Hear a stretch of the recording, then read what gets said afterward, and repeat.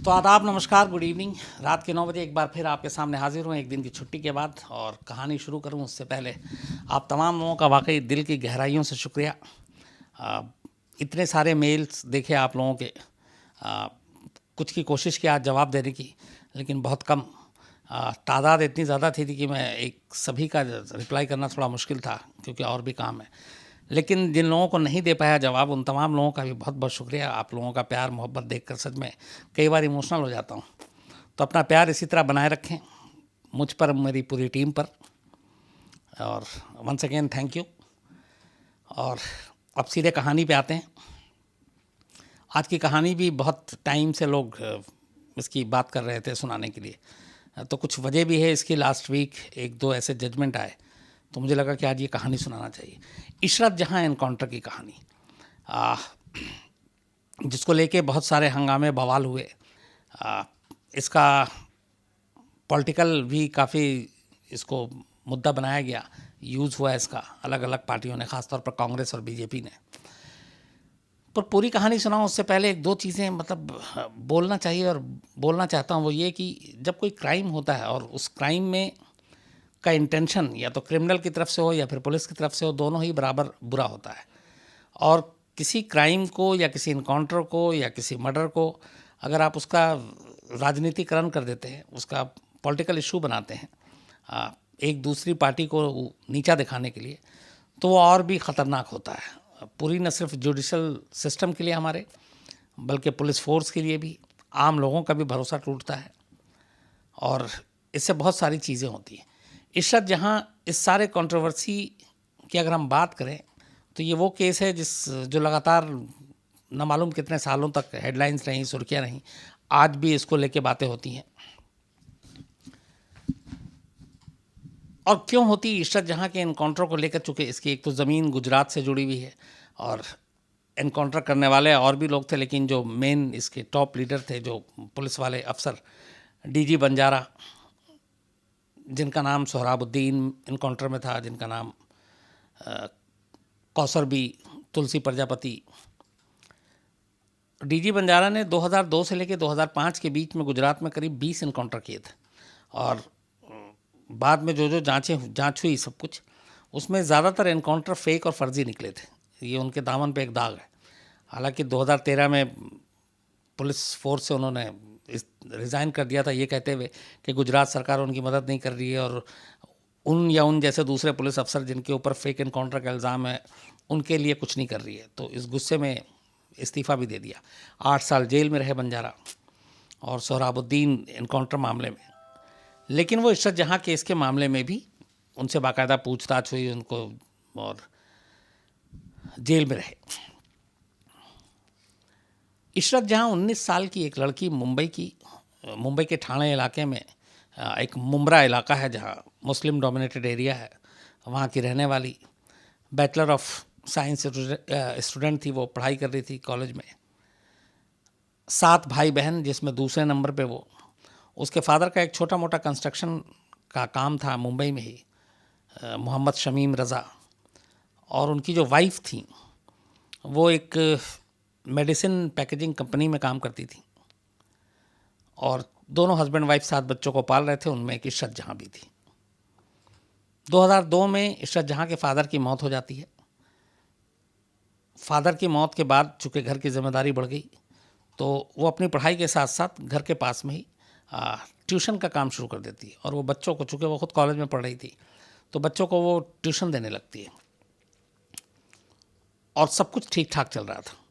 इसी दौरान मुंबई में ही मुमरा के करीब, जहाँ पे वो ट्यूशन पढ़ाती थी, उसकी मुलाकात एक जावेद शेख नाम के शख्स से होती है, जो केरल का रहने वाला था। बाद में पता चलता है कि वो जावेद शेख, असल में उसका असली नाम प्रनेश पिल्लई था, और उसने रिलीजन चेंज किया और जावेद शेख अपना नाम रख लिया।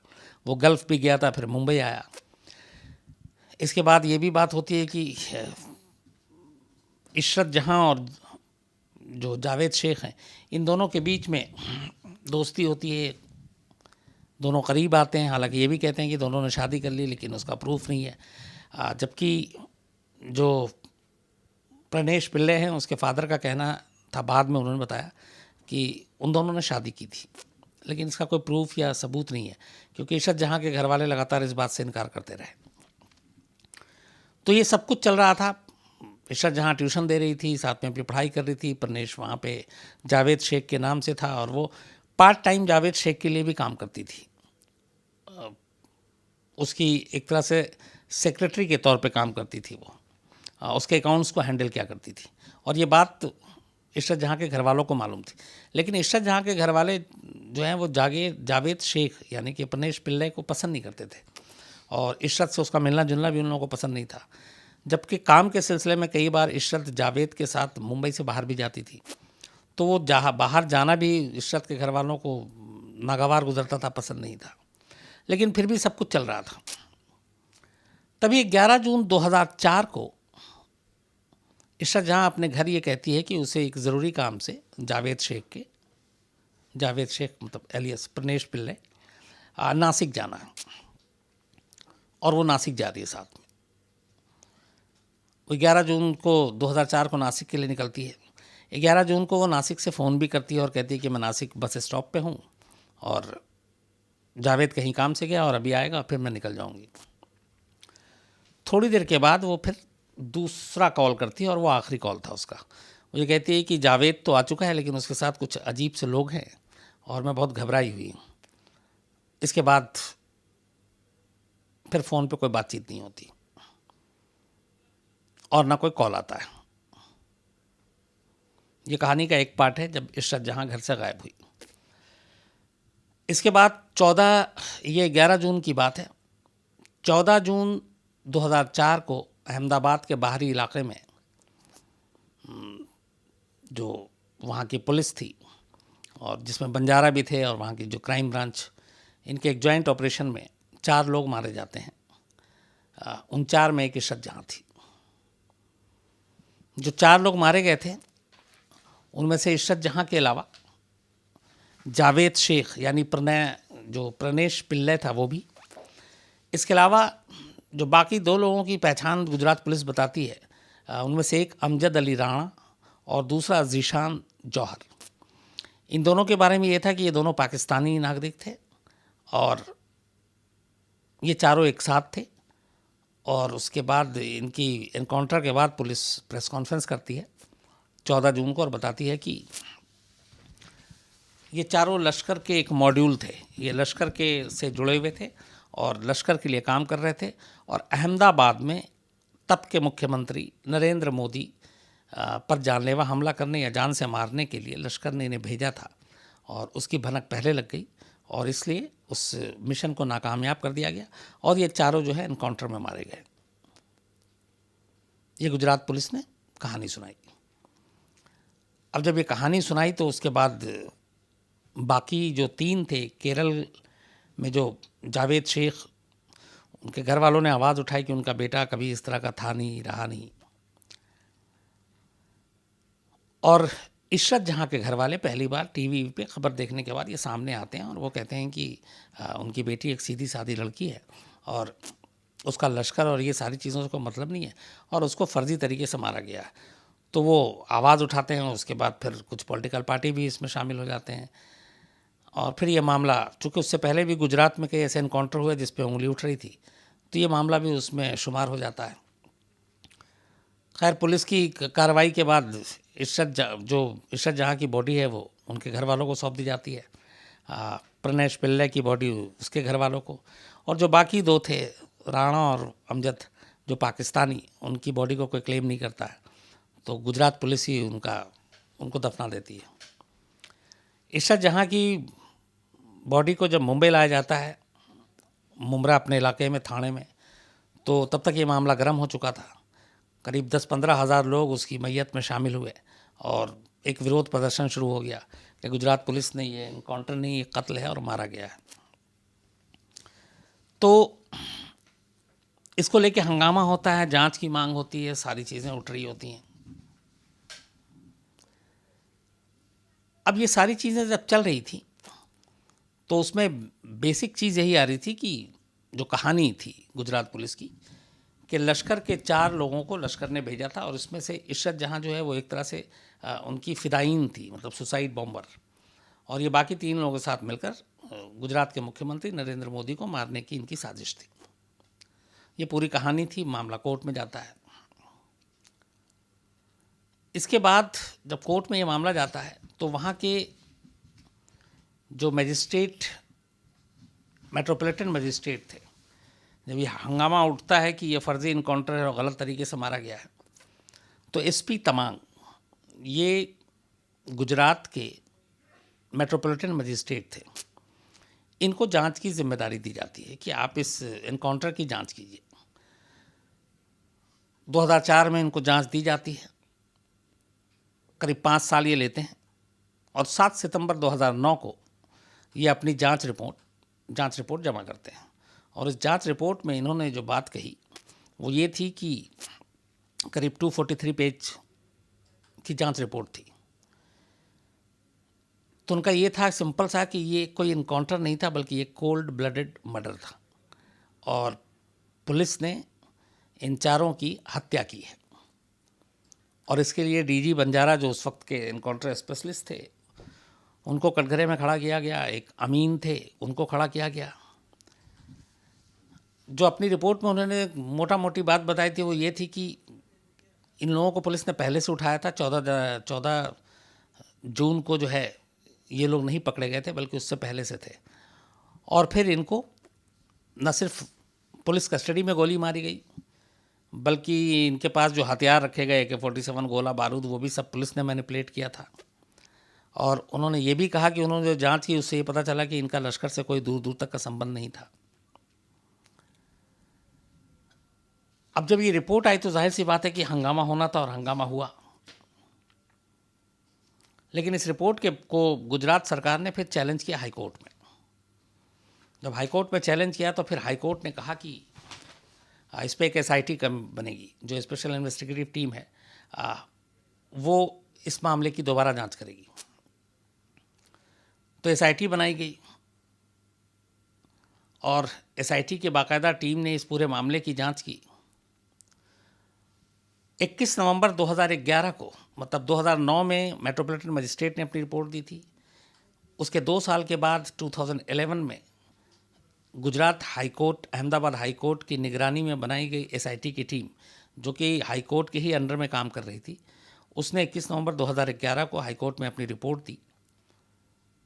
और उसने अपनी ये रिपोर्ट में यह कहा कि एनकाउंटर फेक था, फर्जी था। और इसमें उन्होंने कई IPS अफसर और पुलिस वालों को बाकायदा नामजद किया। करीब 20 लोग, जिसमें कई IPS थे।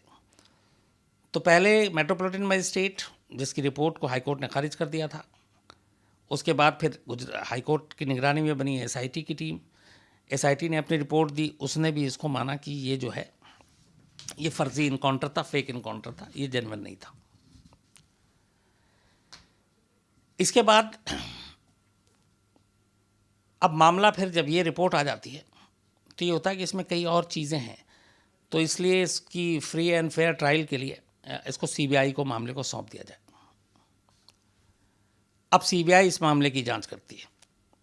पहली जांच मेट्रोपॉलिटन मजिस्ट्रेट ने अपनी रिपोर्ट दी, दूसरी जांच SIT ने की, उसने अपनी रिपोर्ट दी। ये दोनों अभी तक इस 4 लोगों की मौत को फर्जी बता रहे थे, फेक इनकाउंटर बता रहे थे। अब तीसरी जांच CBI की निगरानी में होती है। CBI पूरे मामले की जांच करती है और इसके बाद CBI अपनी चार्जशीट कोर्ट में पेश करती है। और CBI की जांच भी आखिरी में यही निकलती है कि 14 जून 2004 को जिन 4 लोगों को मारा गया था, वो कोई इनकाउंटर नहीं था, बल्कि एक फर्जी इनकाउंटर था, वो एक मर्डर था। अब ये 3 चीज़ें हो गई। अब CBI अपनी चार्जशीट में जो कहानी बताती है वो ये कहानी है कि 11 जून को इशरत जहां मुंबई से चली, मुमरा से, अपने घर से, थाने से नासिक के लिए, ये बात सच है। लेकिन इसके बाद जब वो निकलती है तो 12 जून को इशरत जहां और उसके साथ जो प्रणेश पिल्ले और उर्फ जावेद शेख, इन दोनों को वसाद इलाका है एक, वहाँ के टोल बूथ से, ये डिस्ट्रिक्ट आनंद में पड़ता है गुजरात में, वहाँ से इन दोनों को जो गुजरात की पुलिस है वो उठा लेती है। और तब ये लोग एक कार में थे, MH02JA4786, और इन दोनों को उठा लेती है। और उसके बाद उठाने के बाद इन्हें अपने साथ अहमदाबाद के बाहरी एक इलाका है, वो एक हाईवे के करीब, खोडियार फार्म, वहाँ ले जाती है और वहाँ गैर कानूनी तरीके से इन दोनों को अपने हिरासत में रखती है। 12 जून से पहले पुलिस जो है वो 2 और लोगों को ऑलरेडी उठा चुकी थी जो इसमें मारे गए थे, अमजद अली राणा और जीशान जौहर। तो जीशान जौहर और अमजद अली राणा पहले से ही गुजरात पुलिस के कब्ज़े में। 12 जून को इशरत जहां और जावेद शेख को भी उठा लेते हैं। उसके बाद इनको उठाने के बाद 13 जून को जो बाकी 2 लोग थे, अमजद राणा और जीशान, इनको भी पुलिस उसी जगह ले आती जहां इशरत जहां और जावेद शेख को रखा गया था। 13 जून को लाने के बाद बाकायदा जो गुजरात की पुलिस है, बंजारा के नेतृत्व में और वहाँ के स्पेशल ब्रांच के नेतृत्व में, ये लोग पूरी एक प्लानिंग करते हैं। ये पूरी चार्जशीट का हिस्सा है जो CBI का है। और उसके बाद फिर ये तय होता है कि 14 जून को इन चारों को मार दिया जाएगा। 14 जून की सुबह सुबह इन चारों को उस फार्म से निकाला जाता है और बाहर ले जाया जाता है। उससे पहले वहाँ की जो SIB है, डिपार्टमेंट पुलिस की, वहाँ से 14 जून को ही सारे हथियार मंगाए जाते हैं ऑफिशियली रिकॉर्ड पर। चूँकि आप जब इस तरह के को ऑपरेशन करते हैं तो कितने वेपन्स, कारतूस, ये सारी चीज़ें आपको रिटर्न में मिलती हैं। तो SIB ऑफिस अहमदाबाद से बाकायदा सारे हथियार लिए जाते हैं और उन हथियार को लेकर जो SIB की टीम है वो खोडियार फार्म पर पहुंचती है जहां ये 4 लोग गैर कानूनी तरीके से रखे गए थे। इसके बाद इन चारों को निकाला जाता है, एक सुनसान जगह पे ले जाता है सुबह सुबह। और जो CBI की चार्जशीट है उसके हिसाब से जो पुलिस अफसर हैं, एक NK अमीन, ये 9mm पिस्टल से 5 राउंड गोली चलाते हैं। JG परमार दूसरे पुलिस अफसर हैं, ये 4 राउंड अपने रिवॉल्वर से चलाते हैं। तरुण ब्रॉड ये 6 राउंड अपने रिवॉल्वर से और 3 राउंड एक IK चौहान दूसरे पुलिस अफसर उनके रिवॉल्वर से गोली चलाते हैं। मोहन कलसवा ये 32 राउंड फायर करते हैं AK-47 से और 10 राउंड फायर करते हैं AK-47 ही जो कमांडो मोहन नानजी का था। इसके अलावा अनाजू जीमान चौधरी ये 10 राउंड अपने स्टेन गन से फायर करते हैं। तो 32, 10, 42, 10, 52 और 6 और 3, 9, 52 और 9, 62 और 7, 8, 61 और 4, 65 और 5, 69 राउंड्स टोटल फायर होता है। और उसके बाद ये चारों मारे जाते हैं। इनके बाद मीडिया आती है, खबर फैलती है और फिर उसके बाद बताया जाता है, कहानी सामने आती है कि इस तरीके से एक लश्कर का जो एक बहुत बड़ा एक साजिश थी गुजरात के CM को मारने की, वो नाकाम कर देते हैं। इसके बाद इशरत जहाँ के घर वाले और ये सारी चीज़ें जो मैंने आपको शुरू में बताई, फिर 3 कमेटी होती है, मेट्रोपॉलिटन मजिस्ट्रेट, फिर SIT, फिर CBI, तीनों अपनी रिपोर्ट देती है। तीनों ने अपनी रिपोर्ट में जो एक चीज़ कॉमन है वो ये कहा कि ये एक एनकाउंटर फर्जी है। मतलब इन लोगों को पहले से उठाया गया और मारा गया, इसका मतलब है कि ये कोल्ड ब्लडेड मर्डर है, ये एनकाउंटर नहीं है। ये इस 3 अलग अलग जो इसकी जांच की गई उनमें एक राय ये कॉमन है। लेकिन इस केस को जो कंट्रोवर्शियल सब कुछ हुआ और बनाया गया और इसका पॉलिटिक्स इस्तेमाल किया गया पॉलिटिकल लोगों ने, उसकी वजह ये थी कि CBI ने अपनी चार्जशीट में कहीं ये नहीं पुख्ता तौर पे कहा कि इशरत जहाँ का लश्कर के साथ कोई रिश्ता इस्टेब्लिश होता है कि नहीं, ना हाँ या ना। उसी तरीके से SIT की टीम ने जो जांच की वो भी इस पर पूरी रोशनी नहीं डाल सकी। और मेट्रोपॉलिटन मजिस्ट्रेट ने जो था उसने तो कहा ही था कि कोई जांच इस्टेब्लिश नहीं हो रहा। लेकिन ये कहानी का एक पहलू है। दूसरा ये है कि एक RVS मणि, ये एक्स अंडर सेक्रेटरी थे होम मिनिस्ट्री में, इन्होंने अचानक 2016 में एक इल्ज़ाम लगाया कि ये अंडर सेक्रेटरी थे कि जो इशरत जहां की पूरी रिपोर्ट थी उसको सुप्रीम कोर्ट में हल्फनामा देकर बदलने के लिए इन पे झूठे इल्ज़ाम, मतलब इन पे दबाव डाला गया था। जब SIT इस मामले की जांच कर रही थी अहमदाबाद हाई कोर्ट की निगरानी में, तब SIT की टीम ने बाकायदा ये जो पूर्व अंडर सेक्रेटरी हैं RVS मणि, इनसे पूछताछ की थी और उनका ये कहना था कि SIT की टीम ने उनको टॉर्चर किया था, उनको सिगरेट से दागा था और उनके ऊपर प्रेशर ये डाला जा रहा था कि तुम ये हल्फनामा दो कि इशरत जहां लश्कर से नहीं जुड़ी हुई है। ये एक चीज़। उसके बाद एक दूसरी चीज़ आई, जो पूर्व एक IB के हमारे इंटेलिजेंस ब्यूरो के जो हेड थे राजेंद्र कुमार, जब मेट्रोपॉलिटन मजिस्ट्रेट और SIT की टीम ने जांच की थी, इवन CBI ने, तो पुलिस वालों के अलावा राजेंद्र कुमार IB के जो चीफ हैं उनके ऊपर भी उंगली उठी थी इस इनकाउंटर को लेकर कि इसमें उनका भी रोल रहा है इस फर्जी इनकाउंटर की वजह से, और उसमें वो भी अक्यूज्ड है। हालांकि उनको कभी गिरफ्तार नहीं किया गया राजेंद्र कुमार को।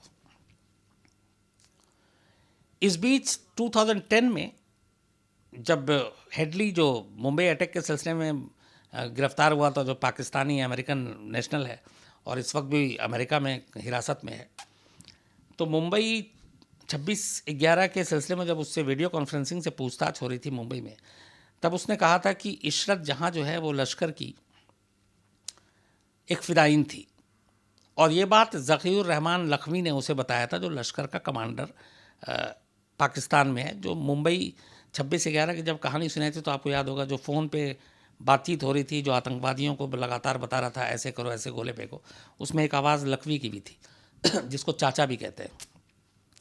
तो हेडली ने ये कहा था कि तब मुझे लखवी ने बताया था कि हमारी एक फ़िदायीन जो है वो मारी गई है। लेकिन बाद में फिर हेडली ने ये कहा कि उसे लखवी ने ये बात नहीं बताई थी कि इशरत जहां लश्कर से जुड़ी, बल्कि उसे मीडिया के ज़रिए पता चला। ये एक पार्ट। दूसरा, 2007 तक 6-7 में लश्कर के अपने एक साइट पर, जो उनका वेबसाइट होता है, उस पर एक रिपोर्ट डाली उन्होंने कि ये जो इशरत जहां है ये उसकी लश्कर से जुड़ी हुई थी और उसके ऊपर उन्हें फ़ख्र है, और लेकिन उस पर उन्होंने ये भी कहा था कि जब उसको मारा गया उसकी एक तस्वीर है सारी, तो 3 मर्दों के साथ उसे भी बिना नकाब के उसकी बॉडी वैसी ही पड़ी हुई थी। इसको बाकायदा कोर्ट में प्रूफ भी यहाँ पे बनाया गया। लेकिन कुछ ही वक्त के बाद फिर लश्कर ने ये कहा कि बाकायदा इशरत जहां की फ़ैमिली के नाम पे उसने वहाँ से माफ़ीनामा लिखा कि हमारी वजह से इशरत जहां की फैमिली और बाकी जो हिंदुस्तान में रह रहे मुसलमानों को तकलीफ़ हुई, कि इसको गलत लिया गया कि इशरत जहां से हमारा लश्कर का कोई रिश्ता नहीं है। ये हमारे यहाँ मीडिया में भी आई है खबर। तो अब यहाँ पे 2 चीज़ है, एक पहले लश्कर ने क्लेम किया, दूसरा अब लश्कर माफ़ी मांग रहा है। तो अब सवाल यह कि लश्कर माफ़ी क्यों मांगे, तो यहाँ पे एक सवाल खड़ा होता है। तो एक ये कि वो लश्कर की थी कि नहीं थी, लश्कर के ही 2 बोल थे। हेडली ने उधर बताया कि इशरत जहां जब मारी गई थी तब लखवी ने उसे कहा था कि हाँ इशरत हमारी जो है वो लश्कर की एक फ़िदायीन है। लेकिन हेडली बाद में पलट गया, उसने कहा नहीं लखवी ने मुझे नहीं बताया, तो ये मुझे इंडिया में जो मीडिया में चल रहा था, छप रहा था, उससे मुझे ये जानकारी मिली थी। तो वो भी एक तरह से पलट जाता है। अब ये 3 चीज़ तो हो गई, 3 कमेटी भी हो गई। अब सवाल ये है कि इशरत जहां वाकई थी क्या। 2 चीज़ इसमें कोई दो राय नहीं कि ये जो 2 लोग मारे गए थे, इशरत और शेख के जावेद शेख के अलावा ज़ीशान जौहर और अमजद अली राना, ये दोनों पाकिस्तानी सिटीज़न थे और इसीलिए इनकी बॉडी को किसी ने क्लेम भी नहीं किया, इसमें कोई शक नहीं। और ये भी है कि इन दोनों का लश्कर से ताल्लुक़ था। अब बाकी बचे 2, क्योंकि ये दोनों हिंदुस्तानी, प्रणेश पिल्ले उर्फ जावेद शेख, इशरत जहां, ये दोनों, एक केरल एक मुंबई की, तो इनका क्या कनेक्शन। इन दो लश्कर के लोगों से। तो इस पे एक कहानी आई और जिसको लेके तमाम बातें हुई हैं, लेकिन इसको पुख्ता तौर पे कभी किसी ने कहा नहीं है। वो कहानी ये है कि अच्छा, इन लोग जब चारों को मारा गया था गुजरात पुलिस ने, तो ये एक तो ये था कि मोदी को मारना, नरेंद्र मोदी को, उस वक्त चीफ मिनिस्टर थे, और रीज़न ये था कि जो गुजरात के दंगे हुए थे उसका बदला लेने के लिए ये कत्ल करने के लिए आए थे। ये थ्योरी थी। अब जो इसमें जो चीज़ें, ये सारी अब रिपोर्ट के बाद की बाहर की चीज़ें आती हैं कि इसमें कोई शक नहीं था कि दो पाकिस्तानी थे, दो लश्कर के साथ थे, लेकिन जिस तरीके से जावेद शेख उर्फ जो प्रणेश पिल्ले, उनके घर वालों ने हमेशा कहा कि उनका बेटा जो है वो इन चीज़ों में इन्वॉल्व नहीं था, इरशाद जहाँ के फैमिली ने कहा। हालांकि ये भी याद रखना चाहिए, कई बार ऐसी चीज़ें जो लोग करते हैं वो अपने परिवार से शेयर नहीं करते हैं, तो झूठ और सच क्या होता है ये कहना बड़ा मुश्किल होता है। लेकिन यहाँ पे जो तीसरी चीज़ है, और जो ये इस सर्किल में सब जानते हैं, वो कहानी क्या है, वो ये है कि गुजरात में दंगे के बाद ये फैक्ट है कि कुछ आतंकवादी संगठनों ने तब के चीफ मिनिस्टर नरेंद्र मोदी को मारने की साजिश रची थी, क्योंकि वो इस दंगे के लिए उनको जिम्मेदार मानते थे और वो चाहते थे बदला लेना, और ऐसी आईबी की भी रिपोर्ट थी। तो ये सारी रिपोर्ट आईबी की हुआ करती थी। तो उस वक्त कश्मीर में कोई एक टेररिस्ट ऐसा पकड़ाया था जो आईबी के इनपुट पे पकड़ाया था, और उसने ये खुलासा किया था कि हमारे कुछ लोग जो हैं वो गुजरात के सीएम को निशाना बना सकते हैं। आईबी ने ये इनपुट गुजरात पुलिस को पास किया था, और तभी ये जो आईबी के हेड इस पूरे एनकाउंटर में जिनका नाम आ रहा था, राजेंद्र कुमार, जिनको सीबीआई ने भी कहा कि वो शामिल हो सकते हैं, तो अब ये पता नहीं था कि वो लोग कौन हैं। तो एक जो तीसरी चीज़ थी वो ये थी कि इशरत जहां और प्रणेश पिल्ले ये आईबी के ब्लैक ऑप का हिस्सा थी, मतलब ब्लैक ऑपरेशन का। अब ये होता क्या है, वो ये कि या तो अब इसमें फिर दो चीज़ें आएंगी, या तो आईबी के पास ये इनपुट थी कि इशरत जहां वाकई लश्कर से जुड़ी हुई है और प्रणेश उर्फ जावेद शेख भी जुड़ा हुआ है, तो आईबी ने इन दोनों को पकड़ा। उसके बाद इन दोनों को उन्होंने ट्रैप किया और कहा कि देखो, तुम हमारे लिए काम करो तो हम तुम्हें कुछ नहीं करेंगे। जनरली ऐसा होता है खुफिया एजेंसियों में, और नहीं तो फिर तुम मारे जाओगे या पकड़े जाओगे। तो कहानी जो है वो ये है कि इशरत जहां और शेख ये आईबी के लिए काम करने लगे, और इन्होंने ये पता करने के लिए कि कौन कौन है, क्या है, कैसे हैं, उसके लिए भी एक ट्रैप किया गया कि ऐसे लोगों के ज़रिए जो आतंकवादी संगठनों में शामिल हैं उन तक पहुंचना, और उनको ये बताना कि हम भी बहुत नफ़रत करते हैं और हम भी इस ऑपरेशन में शामिल होंगे। तो इस तरीके से ये जो एक नेटवर्क बनाना शुरू किया, और उस नेटवर्क के ज़रिए ये लश्कर के कुछ लोगों तक पहुँचे, जिनमें से एक ज़ीशान जौहर था और एक अमजद अली राणा था। और ये दोनों जो है फिर इशरत और शेख इनके संपर्क में आए और ये कहा कि हम लोग यहाँ तैयारी कर रहे हैं और तुम और इस मिशन को अंजाम देंगे। और इन दोनों के ट्रैप में फंसकर वो दोनों आए, और जब वो दोनों आए तो उसके बाद उन दोनों को उठाया गया, और फिर इन दोनों को उठाया गया, और चारों का एनकाउंटर कर दिया गया। ये एक कहानी चलती है, जो एक पार्ट है कि ये एक ऑपरेशन जो है ये आई, और इसीलिए जो आईबी के चीफ हैं, जिनको शुरू से इस कटघरे में राजेंद्र कुमार को खड़ा किया गया, जिन्होंने बाकायदा इल्ज़ाम लगा, अक्यूज़ तक बनाया गया।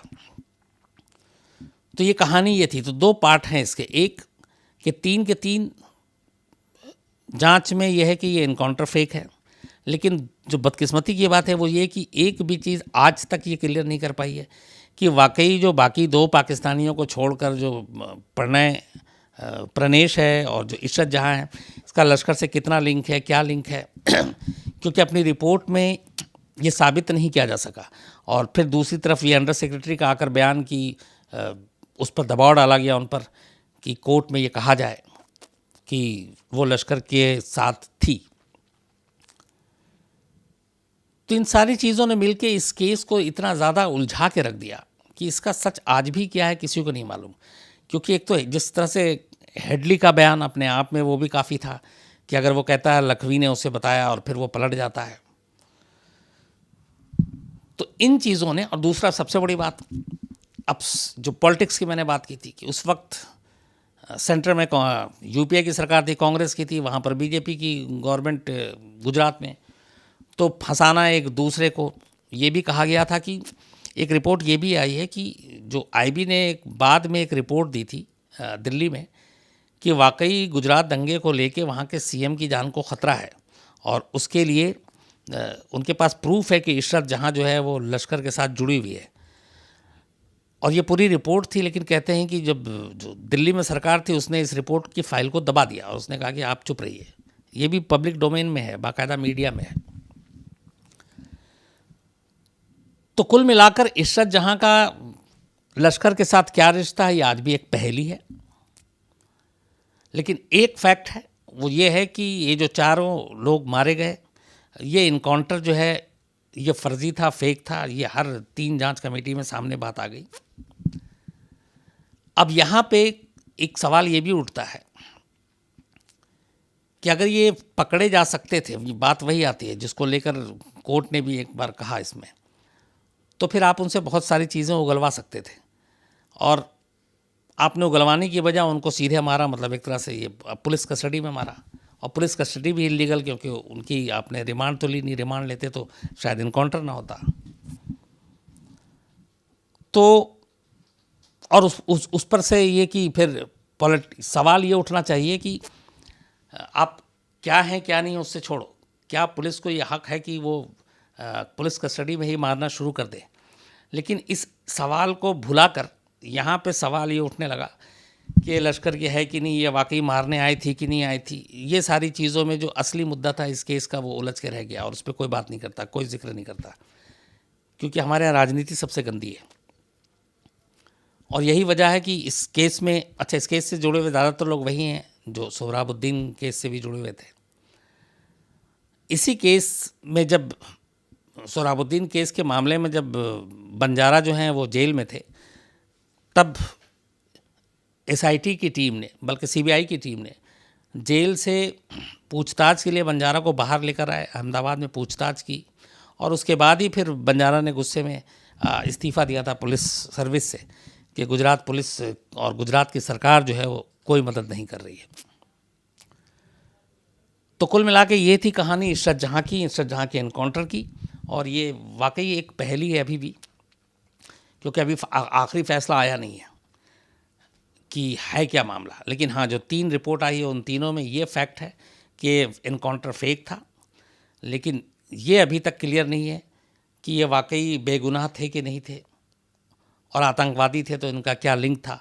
ये चीज़ें अभी भी घालमेल हैं, और उम्मीद करते हैं हम लोग कि सच सामने आए शायद, क्योंकि जिस तरीके की चीज़ें आने, बड़े बड़े अफसर के ऊपर दबाव, हल्फनामा बदलने की बातें, अंडर सेक्रेटरी का ये कि उन्हें ही एसआईटी के लोगों ने टॉर्चर किया, सिगरेट से जलाया, कि ऐसे बयान दो, ऐसे बयान दो। तो ये सारी चीज़ें हैं जिसने इस केस को इतना ज़्यादा सुर्खियाँ बनने का मौका दिया।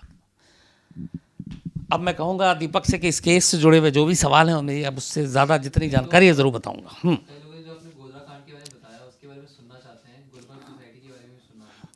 जी देखिए, असल में गोधरा और गुलबर्गा दोनों अलग अलग मामले हैं, मतलब उसी दंगे से जुड़े हुए हैं। वो किसी दिन मैं आपको पहले भी बताया हूँ कि ज़रूर सुनाऊँगा और जल्दी सुनाऊँगा। एक सवाल है कि उस टाइम पे जितने भी नेता के जो बयान ऑडियो टेप वायरल हो रहे थे, वो क्या सच में थे, और क्या सीएम नरेंद्र मोदी के रहते हुए सबसे ज़्यादा एनकाउंटर हुए थे गुजरात में? उस वक्त गुजरात में सबसे ज़्यादा एनकाउंटर हुए थे, इसकी मेरे पास तो डिटेल जानकारी नहीं है, लेकिन एक फिगर है मेरे पास, 2002 से 2005 के बीच में करीब 20 एनकाउंटर वो हुए थे, जिसमें डीजी बंजारा जो थे वो एटीएस के हेड थे और उन्होंने किए थे, और उनमें से ज़्यादातर एनकाउंटर शक के घेरे में थे, ज़्यादातर एनकाउंटर पर उंगलियां उठी थी। और कॉमन ये चीज़ थी इन सारे 20 के 20 एनकाउंटर में कि सारे एनकाउंटर अर्ली मॉर्निंग हुए, सारे एनकाउंटर सुनसान इलाके में हुए, सारे एनकाउंटर में एक भी कोई न्यूट्रल विटनेस नहीं था। न्यूट्रल का मतलब ये होता है कि जैसे सपोज़ अगर मैं अभी कुछ कर रहा हूँ और आप मुझे देख रहे हैं, जबकि आप का कोई लेना देना नहीं यहाँ पर से। तो उस तरह के विटनेस आए जो जानने वाले थे या पुलिस के ही लोग थे। तो ये सारी चीज़ें शक के दायरे में आती हैं कि हमेशा सारे इनकाउंटर सुबह सुबह क्यों, शहर से दूर क्यों, सुनसान जगह पे क्यों, कोई न्यूट्रल विटनेस कभी क्यों नहीं। तो इस वजह से ये सारे जो इनकाउंटर की जांच हुई थी उसमें ज़्यादातर मामलों में यही पाया गया था कि ये इनकाउंटर फेक है। सर ललित कुमार जी का सवाल है कि इस केस में अमित शाह का क्या रोल था? ललित शाह, इस केस में अमित शाह का कोई रोल नहीं था बाकायदा, बल्कि इसमें कुछ लोगों ने बात भी उठाई थी, लेकिन सीबीआई ने और एसआईटी ने दोनों ने ही अपनी जांच में क्लीन चिट दे रखी थी। सर परवेज आलम जी का सवाल है कि उस टाइम के मिनिस्टर को भी इसमें ऑडियो टेप आया था। What facts are there about this? उस वक्त एक ऑडियो टेप आया था, उसमें ये था कि इस पूरे मामले में जो अक्यूज़ थे उसमें से पुलिस वाले ज़्यादातर आईपीएस थे। तो ये क्या रहा था कि इससे कैसे बचा जाए और किस तरीके का रास्ता निकाला जाए, कैसे क्या प्लानिंग होनी चाहिए।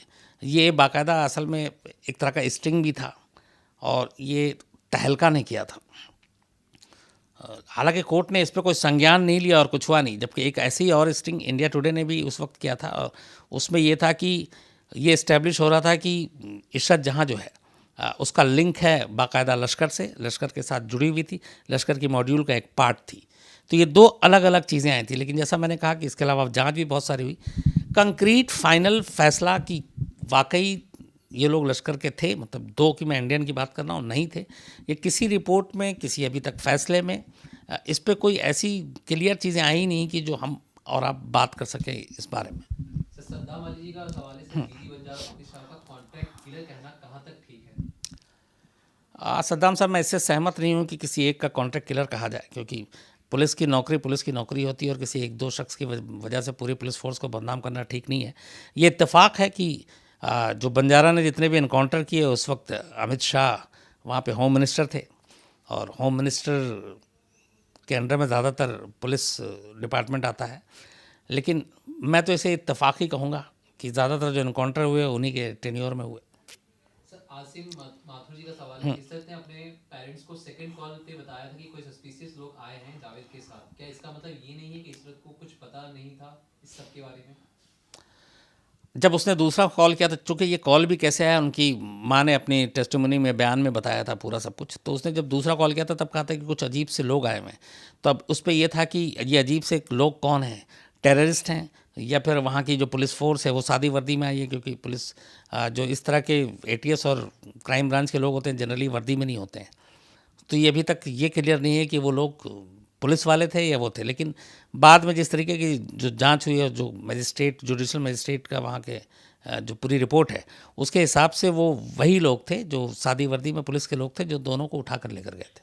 सर आशीष सोनी जी का सवाल है कि क्या मुसलमान होने के कारण इन पे ये इस्तेमाल किया गया था इनकाउंटर? आशीष जी, ये सवाल का जवाब कि मुसलमान होने की वजह से इनकाउंटर किया गया, देखिए उस वक्त थोड़ा सा इन चीज़ों में सीधे फैसला लेने की बजाय या सीधे राय कायम करने की बजाय हालात को समझना ज़रूरी होता है। ये वो दौर था जब दो तीन चीज़ें थी। एक, गुजरात में दंगा हो चुका था। दूसरा, गुजरात दंगे को लेके पूरे देश में गुस्सा था। तीसरा, उस वक्त ऐसी आईबी की बहुत सारी इनपुट्स आई थी कि गुजरात दंगे के लिए बहुत सारे आतंकवादी संगठन और ये लोग जो है वो गुजरात के सीएम को निशाना बना सकते हैं, इसलिए सिक्योरिटी भी बढ़ाई गई थी और आईबी ही ऐसे इनपुट देती है। तो ये सारी चीज़ें थी। लेकिन एक और भी चीज़ थी कि उस वक्त ऐसे ज़्यादातर जो इनकाउंटर गुजरात में हुए थे वो एक ही नाम पे हुए थे कि वहाँ के सीएम को ख़तरा और वो सीएम को मारने के लिए आए थे और वहाँ की पुलिस ने इस साजिश को नाकाम कर दिया, जिसमें सोहराबुद्दीन का इनकाउंटर भी शामिल है। सोहराबुद्दीन के इनकाउंटर पे भी यही था कि सोहराबुद्दीन जो है वो वहाँ के सीएम की भी मतलब जान ले सकता था इसी खुंदक में।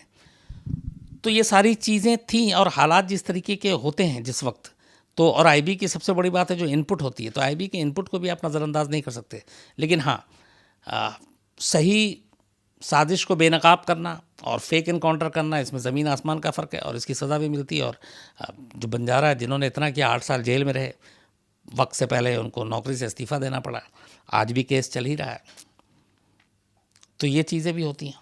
सर रोहित त्रिवेदी जी का सवाल है, it's very common that in every case police start with violence, even a kind of small thieves like stolen good physically tortured by police. Do you think police really work as per protocol?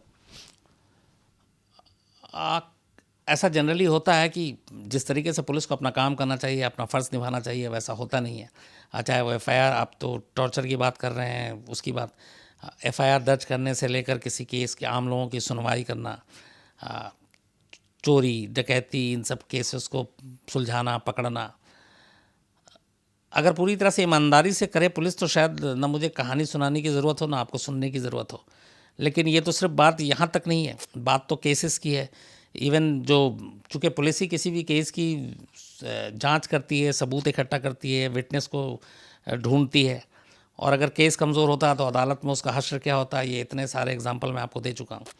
तो अगर police अपना ईमानदारी से काम करे तो न सिर्फ लॉ एंड ऑर्डर बेहतर होगा, क्राइम कम होगा, बल्कि कोर्ट में जो मुजरिम हैं उनको छूटने का मौका भी नहीं मिलेगा और उनमें से ज़्यादातर को सज़ा होगी।